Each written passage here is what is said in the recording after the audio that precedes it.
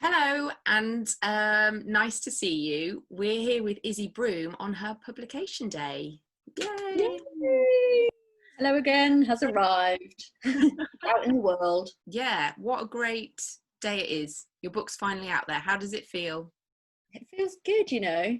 I'm glad that I was kind of a bit later in the summer than earlier in the summer, because it feels like at least bookshops are open again Mm-hmm. and there's more people out and about and people aren't as scared to go into shops. So I think it's got more of a shot at selling, which is fabulous. That's what you want.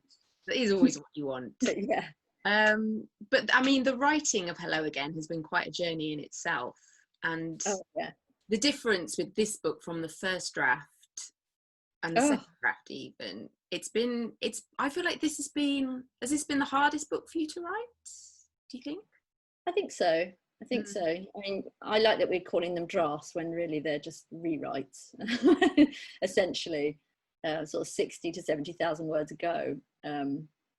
Yeah, I don't know what happened with this one. I think the actual process of writing for me is usually such a lovely escape and a nice space to be in. And actually, found it hard to get there a lot of the time with this one. But it all came together in the end. And we There was a point. and I'm glad because I know, sort of calling you and being like, this book is useless, I think we should pull it. And, I don't want to write books anymore. Proper meltdown levels of ridiculous. But you and Kim got me through. So I felt like there was a point in the process where it just sort of clicked and then this book kind of emerged. Yes. And it all just felt right. Like, do you feel like you have a different relationship with the books that are harder to write? Like, do you feel a bit more protective of them, or I think proud of them? I think in terms of the characters, I think I know Pepper a lot better than maybe some of my other protagonists, because I feel like I spent a lot of time with her and developing her. And by the time I wrote the draft that's now in the book, I'd written her 3 times over, So I think in that way, I think I know the book inside out, probably even better than any of the others. And that's a positive thing. So where did the idea for Hello Again come from in the first place? The initial idea came because I went to Athens with a group of friends, and one of my friends and I were having a conversation one night about British men, how dire they were. And she's, habitually single like me. And she was like, do you know what? I had a fling with a German man when I was traveling in South America, and he was amazing. And I'd really like to meet a German man. German men are so straightforward and, confident and talented and all this stuff. And we were extolling the virtues of German men in general. And then we left the bar that we were in, went for a walk, and these 3 men walked past us. And one of them said hello to my friend, the tall blonde guy. And she said hello back. And we carried on walking. And she said, oh God, he was really good looking, really good looking. We were laughing. And then he ran back. And he was this German guy he'd obviously just seen my friend, thought, oh my God, she's gorgeous. I'm going to run back and ask for her number. So we had this sort of awkward bit in the street where she didn't want to give him her number. And then, so she took his number, and then we went off, and she was like, and I was like, the universe has just given you a German man. You literally asked for one, and there you go, And it was such a funny moment. And men never run back, do they? I mean, No. you have eye meets. I mean, they do in the films and books. Yeah. It did feel like the scene from a rom-com, the beginning of a rom-com. And but then she decided that she wasn't going to call him because it was a girls' holiday, and he was German. She's never going to see him again. And she said, if the universe wants me to see him again, then the universe will provide. And then the next day, we were sitting having dinner at this restaurant that we spent about 2 hours trying to find. And as we were sitting outside, he just walked up to the table because his hotel was above the restaurant. He's like, hello again. And I was like, that's going to be a book. So he became Finn, and I had Finn, and I had that idea of somebody, meeting eyes in a crowd and then actually coming back, it not just being one of those passing each other things. But then I had a deeper reason for wanting to write about someone's life kind of being broken. And the whole mosaic thing came from that sort of idea that it doesn't matter how many pieces your life is broken into, you can still make something beautiful out of something broken. And I think everybody's life, especially when you get to sort of mid-30s, 40s, you've been through so many ups and downs. There are so many scattered bits of, heartbreak and grief and whatever it might be, but there's no reason to let those things hold you back.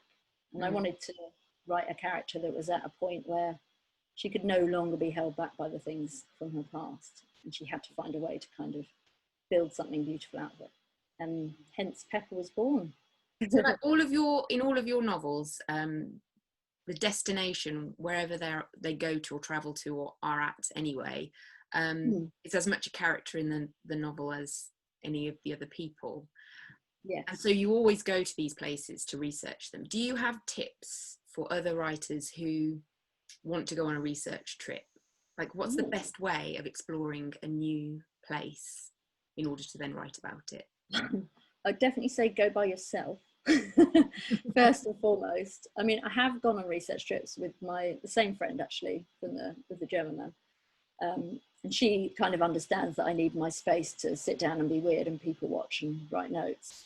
But when I went to Lisbon, I was dating a guy and I took him with me to Lisbon, and it was a mistake because he obviously wanted to do what he wanted to do and didn't really get the fact that I wanted to just sit. Sometimes you just need to sit and absorb and watch the world go by and think about what it smells like and how the light hits the buildings and what time of day things start to open up and all that kind of stuff. And he was very like, let's go and see this and this and this and this and this. And it was a bit of a disaster.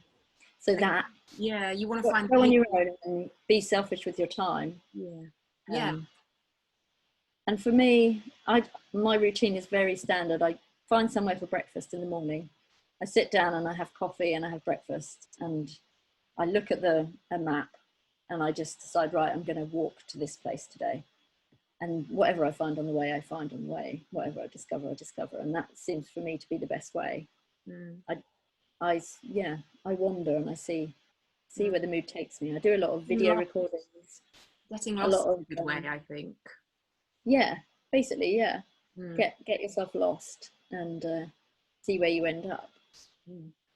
One of your writing buddies and our friend Katie Marsh asked a question. She asked, how do you pick your book destinations? Is it a data, a world map, or just pure instinct? I'd have a lot of holes in my wall if it was a world map. It's a bit of a mixture. I think sometimes I think of the story before I think of the location. And actually, I think with Hello Again in particular, as soon as I had the idea of that I wanted to have an artist as my character, I basically thought, well, where in the world has great mosaics? And then and it was Lisbon and for the tiles and Barcelona for the mosaics. So that's why I chose those two places, and Guernsey as well, actually. But when I wrote One Winter Morning, I just wanted to go to New Zealand. So I was like, I'm going to set a book in New Zealand because obviously it was my dream location to go there. And actually it was kind of about new beginnings, and New Zealand is obviously the first place, because the book was originally called First to See the Sunrise. And that was the idea of it, about it being a fresh start. And New Zealand, of course, gets the fresh start before pretty much everywhere else in the world every day. Your lovely editor, Kimberly Atkins at Hodder, has asked a question. Has she? A hard one. Do you have any strange rituals or superstitions when you are writing a book? Good question, Kimberly Atkins. Not really rituals as such. What do I do? I do like to have things. I like to have props. When I go and research, I will always collect, if it's a beachy place, I'll pick up shells or I'll pick up stones, just something from that location. And I like to have that with me when I'm writing, so I can hold a piece of it in my hand. I'll probably show you. I've got here the little dish of shells that I got from Guernsey. And it's just nice to have them, to sort of hold them, just kind of transport you back to the place, you know. So that helps me, and I think that's important. And sometimes it's just a postcard, or I've got a Tui here, because obviously in One Winter Morning the character's called Tui. Things like that I like to be surrounded by. And I think it's weird actually with me, if I sit on the sofa and try and write, it's no different to me sitting here at my desk, but when I'm at my desk, I just work better. It's just like, well, you are at a desk, so you must do some work. I'm less distracted than if I'm somewhere else. And I've tried working in all different places. And when I'm editing as well, editing is a very different feeling to drafting. And I like to be in a library or in an office or in a cafe. I don't like being at home when I'm editing, weirdly. So Therese, who's our rights director at Hardman and Swainson, asked, are you the kind of person who turns up at the airport half an hour before your flight or the full 3 hours? Well, when I was stuck in New Zealand and I managed to find a flight that left in 2 hours, it was very hit and miss. I was very scared that I was going to miss it. No, usually I aim for about 2 hours. If it's because I'm a big believer in, once you've checked in at the airport, your holiday has begun. And I think the airport is actually, obviously in a non-COVID time, a nice, quite a fun place to be. I quite enjoy having a little look in the shops, you know, looking at handbags I can't afford, putting some perfume on, having a coffee, getting some water and some nuts for the plane, you know, like just not, I don't mind the airport, and I don't like being late. I don't like that feeling of, oh, we've only just got time to get through. And quite a lot of my friends like leaving it to the last minute. I used to lie, my best friend, I used to lie to her about what time we flew and say it was an hour before it was, because I knew if not that we would miss the plane. So yeah, I like an airport thing. I don't know. It was very strange going through airports after lockdown, because I flew back via America. I went from New Zealand to LA, and then LA to Miami, and Miami back here. And it was very weird. Everything was shut. You know, it was sort of vending machine coffee, and that was it. Nothing open at all, no shops, no. And everybody very, you know, people still at that stage, it was very early, it was sort of mid-March, and nobody really knew what was going on. It was strange, very strange. So yeah, that wasn't. I remember it. I had sleepless nights getting you. Oh, I know. Worrying like I was your mother or something. I could still be. I would have been in the pub. Would have been fine now. No, I'm glad I came back. So writing in lockdown is obviously a bit of an adjustment, although maybe not a huge one, because I mean, writing is a very solitary thing anyway. But how do you think you're going to deal with the pandemic in fiction when your books are set in the real world? How is that going to translate onto the page? I've been going back and forward with this one, because I think, because I'm writing a book at the moment, I think I don't have a choice but to set it last year, because if I set it in the future and I'm talking about the pandemic being over, that's just a guess, because we don't know how long this is going to go on for and what the long-term repercussions of it, especially regarding travel, are going to be. So I think if I was to set it in 2021, it would be factually incorrect, if that makes any sense. Yeah. And also I think lockdown writing in pandemic could be a massive gift to thriller writers, you know, like you're forced to stay at home with these neighbours from hell, and you know, you could, you know, someone like Mark Edwards or something, it's a dream come true, isn't it? But obviously for escapist fiction, you need people to be able to escape. So I think for this book, I'm going to set it as a few years ago, just so that you don't have any mention of the pandemic, and then just see what unfolds next year. I think see where we're at. Well, thank you for your time. And, oh no, thank you for chatting to me. Talking about the book again, just in case anyone missed. Yeah. Don't pay any attention to all the horrible things I said about writing it. I do love it, really. I love it, and you know, I think because of the journey that book has been on, it kind of does make it more endearing in a way. It's a sum of its parts. It's a beautiful thing from lots of broken bits of copy, which I rewrote 1,000 times. Yeah. So there you go. It's so a mosaic of novels. Because we've read through the different drafts, I think people who just come to it and read it just take it for what it is and are like, oh yeah, this is brilliant. And they just don't know, you know, everything that's gone into it. Yeah. The 120,000 words that ended up in the trash. Yeah.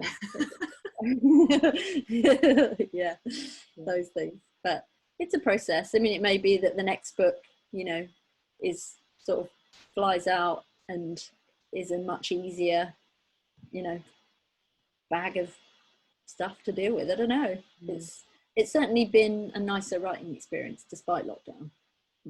So far with this draft, it's felt much less pressured, I think, because it's the only thing other than doing publicity for Hello Again that I really have to worry about. I mean, I'm lucky and I don't have any dependents apart from the dogs. I don't have children. I don't have to worry about going out to work. I can just stay here in my little bubble and write if I want to. So I am lucky. I do know how lucky I am. Yeah. But I think I don't know that you as a reader would necessarily, well, you just can't tell if a book was easy or hard to write by reading it. No. I think quite often the best books are the hardest to write. And I hear authors say that a lot. And I think that might be true, which means Hello Again is excellent, brilliant, best book the best thing I've ever written, ever. The best book that's ever been written, ever. Oh dear. Well, thank you for your time, and we'll catch up soon. Yes, lots of love. Bye.